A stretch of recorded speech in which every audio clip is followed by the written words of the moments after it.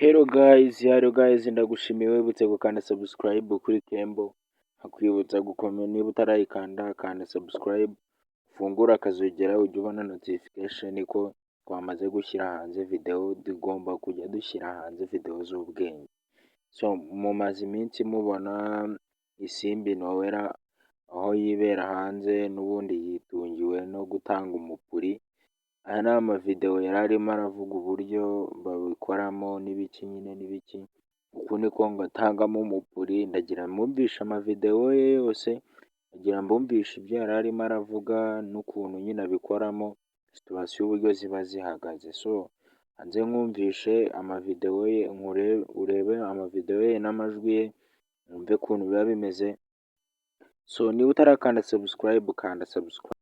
Ganye gatuza umugani wawe nk'uko bivuze ni ukuvuga ngo ubu ngubu uri mumwe mu bantu batunzwe n'umwoyo. kaswera ubwo nyine byose ubwo nta muntu utagurisha umwoyo muri uwo mujyi wa Kigali cyangwa se mu yindi mijyi yose kuri iyi si. So ikintu nkubwira ni kimwe, niba ugurisha umwoyo waba uw'imbere cyangwa uw'inyuma, waba ugurisha mu mazuru cyangwa ahantu hose ufite umwobo mu kanwa, mu mubiri wawe,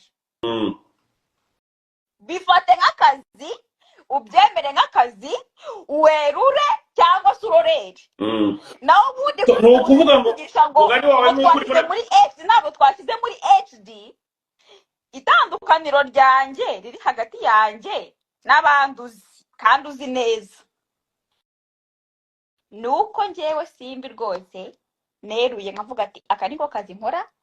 umugani wawe nk'uko bivuze ni ukuvuga ngo ahantu mbyishyura umusoro, ubundi nkabaho ubuzima bwanjye gatuza. umugani wawe nk'uko bivuze ni ukuvuga ngo ubu ngubu uri mumwe mu bantu batunzwe n'umwoyo.